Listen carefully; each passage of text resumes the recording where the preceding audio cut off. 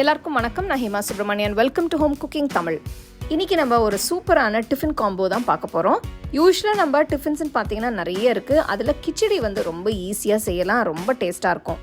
வீட்டுக்கு கெஸ்ட்லாம் வராங்கன்னா ஒரு 10 நிமிஷத்தில் இது ரெடி பண்ணிடலாம். இதுக்கு தொட்டு சாப்பிட 2 விதமான சட்னி நான் காட்ட போகிறேன். ஸோ வாங்க இந்த சூப்பர் காம்போவை எப்படி செய்கிறதுன்னு பார்க்கலாம்.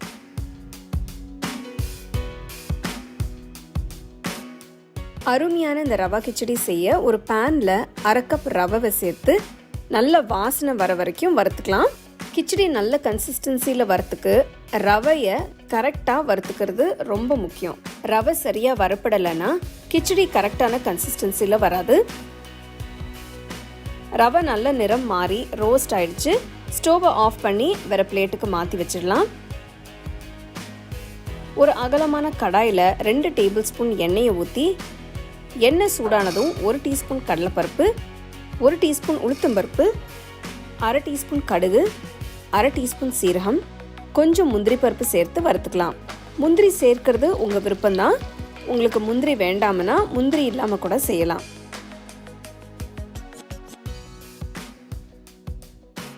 கடுகு பொரிஞ்சதும் கொஞ்சம் கருவேப்பிலையும் சேர்த்துக்கலாம். இப்போ பொடுசாக நறுக்கின ஒரு பெரிய வெங்காயம்,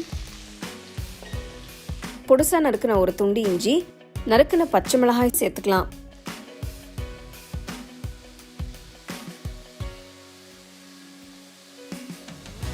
வெங்காயம் பாதி வதங்கினதும் காய் எல்லாத்தையும் ஒன்றா சேர்த்துடலாம். பொடுசா நறுக்கின 2 டேபிள் ஸ்பூன் பீன்ஸ், பொடுசா நறுக்கின 2 டேபிள் ஸ்பூன் கேரட், கொஞ்சம் வேக வச்ச பச்சை பட்டாணி, நறுக்கின தக்காளியும் சேர்த்து கலந்து விடுங்க. காயை பொடுசா நறுக்கி சேர்க்கும்போது காய் எல்லாம் சீக்கிரமா வெந்துடும். 1/4 டீஸ்பூன் மஞ்சள் தூள், 1 டீஸ்பூன் உப்பு சேர்த்து மிக்ஸ் பண்ணிக்கலாம். உப்பு உங்கள் டேஸ்ட்டுக்கு தகுந்த மாதிரி நீங்கள் சேர்த்துக்கோங்க.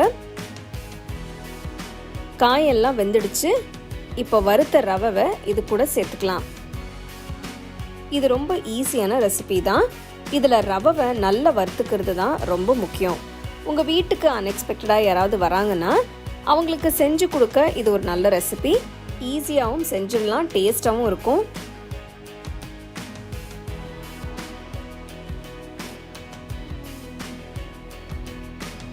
இப்போ 1 கப் சுடு தண்ணி இது கூட சேர்த்துக்கலாம்.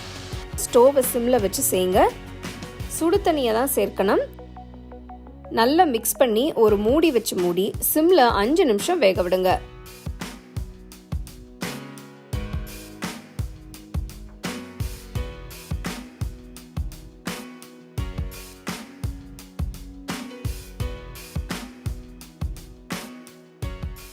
அஞ்சு நிமிஷம் கழித்து நல்லா ஒரு தடவை மிக்ஸ் பண்ணி கொஞ்சம் நறுக்கின கொத்தமல்லி தூவி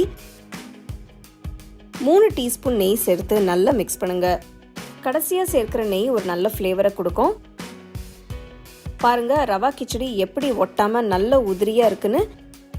இந்த கன்சிஸ்டன்சிக்கு ரவை நல்லா வறுக்கிறதுலையும் தண்ணி அளவாக சேர்க்கறதுலையும் தான் இருக்கு.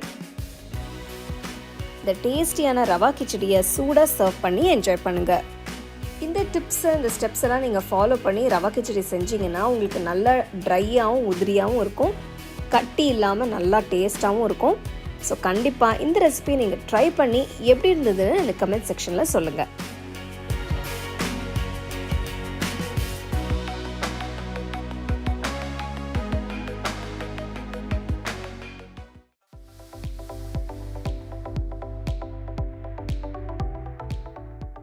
முதல்ல சிம்பிள் தேங்காய் சட்னி செஞ்சு காட்ட போகிறேன். இதுக்கு நான் 1 கப் ஃப்ரெஷ் தேங்காய் துருவல் எடுத்திருக்கேன். இதை மிக்சர் ஜாரில் போடுங்க. இது கூட 1/4 கப் உடைச்ச கடலை, 1/2 டீஸ்பூன் உப்பு, 2 பச்சை மிளகாய் போடுங்க. இதில் கொஞ்சமாக தண்ணி ஊற்றி அரைங்க. நீங்கள் அதிகமாக தண்ணி ஊற்றினா சட்னி ரொம்ப தண்ணியாக போயிடும்.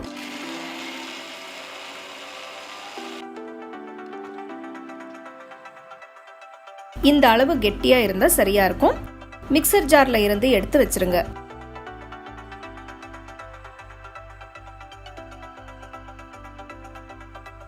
அடுத்து கொத்தமல்லி புதினா தேங்காய் சட்னி செய்ய போகிறேன். இதுக்கு மிக்சர் ஜாரில் 1 கப் ஃப்ரெஷ்ஷாக துருவின தேங்காய், கொஞ்சம் புதினா இலை, கொஞ்சம் கொத்தமல்லி இலை, 2 பச்சை மிளகாய், ஒரு துண்டு இஞ்சி, கொஞ்சம் கருவேப்பிலை, 2 சின்ன துண்டு புளி, 1/2 டீஸ்பூன் உப்பு போடுங்க. இதோட கிட்டத்தட்ட 1/4 கப் அளவு தண்ணி ஊற்றி அரைங்க. இதுலேயும் தண்ணி அளவாக ஊற்றுங்க, அப்போ தான் கன்சிஸ்டன்சி கரெக்டாக இருக்கும். இதில் போடுற கொத்தமல்லி புதினா இலை நல்லா ஃப்ரெஷ்ஷாக இருக்கணும், அப்போ தான் உங்களுக்கு இந்த கலர் கிடைக்கும். கொத்தமல்லி புதினா தேங்காய் சட்னி இப்போ ரெடி. அடுத்து நான் 2 சட்னிக்கும் சேர்த்து தாளிப்பு செய்ய போகிறேன்.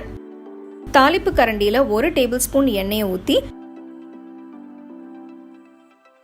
1 டீஸ்பூன் உளுத்தம்பருப்பு, 1/2 டீஸ்பூன் கடுகு, 1/2 டீஸ்பூன் சீரகம், 2 காஞ்ச மிளகாய், 1 சிட்டிகை பெருங்காயத்தூள் சேர்க்குறேன்.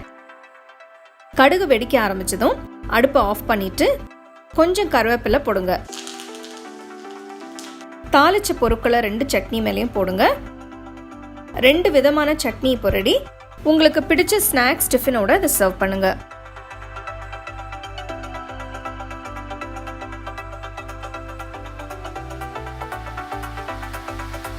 ஸோ அடுத்த வாட்டி பசிக்கும் போது குவிக்காக ஏதாவது செய்யணுன்னா கண்டிப்பாக இந்த காம்போவை நீங்கள் ட்ரை பண்ணி பாருங்கள். டெஃபினட்டாக என்ஜாய் பண்ணுவீங்க. ட்ரை பண்ணி உங்கள் ஃபேமிலி ஃப்ரெண்ட்ஸோட ஷேர் பண்ணுங்கள்.